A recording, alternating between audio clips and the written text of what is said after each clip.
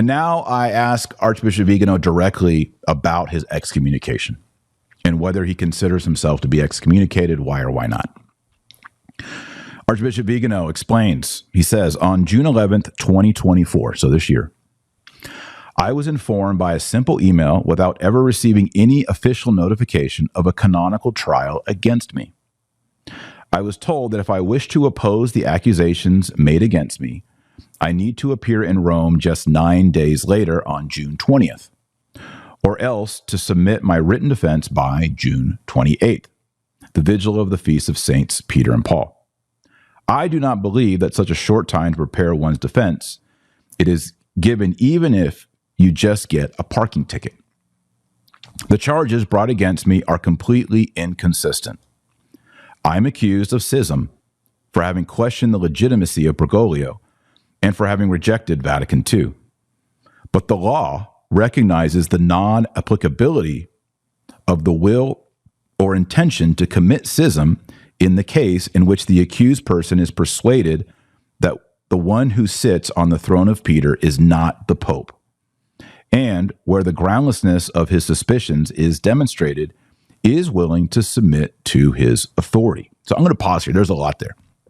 What Archbishop Vigano is saying here is, according to the law, according to his read on it, if someone is persuaded that the one who sits on the throne of Peter is not the Pope, and there are grounds for that, it's not groundless, and he, if convinced otherwise, would submit to his authority, then the penalty does not apply.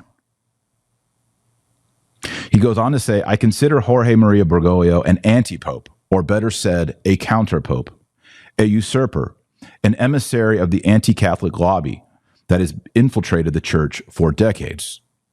The evidence that he is completely alien to the papacy, his multiple heresies, and the coherence of his subversive acts of government and, scare quotes, magisterium, are very serious elements that cannot be hastily dismissed. And of course, if you watch this podcast, we've covered many of those things, the Pachamama and some of the statements, many of the statements and actions.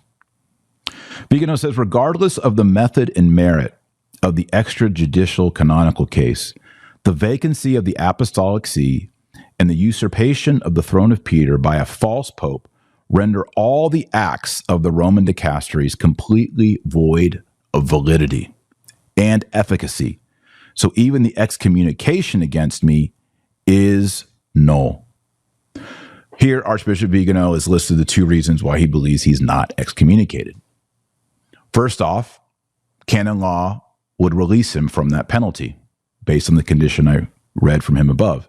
Secondly, he just says Francis isn't the Pope. So any extrajudicial canonical case is null and void. End of story. He then says, we are faced with a canonical short circuit. The one who holds the supreme earthly authority in the church, at the moment in which he is denounced for heresy, responds by accusing of schism the one who denounces him and excommunicates him. This instrumental use of justice, typical of dictatorships, says Vigano, contradicts the mens, or the mind, of the legislator, and rightly falls under what is foreseen by the bull of Paul IV. It is the very adhesion to heresy that expels the heretic from the church and renders his authority illegitimate, invalid, and null. Here he is referring to the bull of Pope Paul IV, and it states that any cleric who is a heretic cannot assume church office, can't become a bishop, can't become an archbishop, can't become a cardinal, and even says cannot become a pope. That the adhesion to heresy makes it impossible for a man to be appointed to a church office. And Archbishop Vigano is citing this here from Pope Paul IV and saying Bergoglio is a heretic, and therefore it is impossible for him to assume the papacy. So that's the question on excommunication.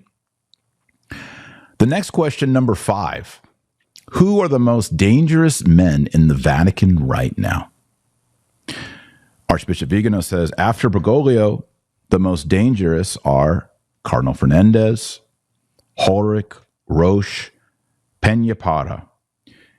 And you'll remember that Cardinal Fernandez, here he is, Cardinal Fernandez, he's the one who wrote the book, Heal Me with Your Mouth, The Art of Kissing, where he talks about kissing a witch. He has another book that also has some erotic material. He is the prefect. He is the head of the Dicastery for the Doctrine of Faith, and he is the one who penned the excommunication or the notification of excommunication to Archbishop Vigano. And we've covered him quite a bit here on the Dr. Taylor Marshaall podcast.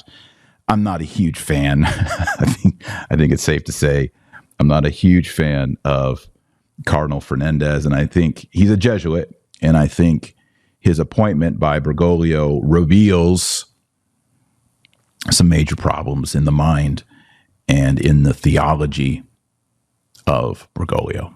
I mean, why would you appoint this man who's writing this kind of trash to be in charge of all the dogma, all the doctrines, and all the morality in the Catholic Church? It's comical. So Vigano lists Fernandez, of course, and let me get it back on here. Ulrich, Roche is now in charge of liturgy and sacraments. He's the prefect. Peña. These men together with the Secretary of State, Cardinal Parolin, are all accomplices in the disastrous management of the Vatican and the entire church, says Vigano. I recall in passing that Parolin was a member of the network of the second section of the Secretariat of State, at that time headed by the Freemason Silvestrini, a leading member of the St. Gallen Mafia, to whom he owes his rise.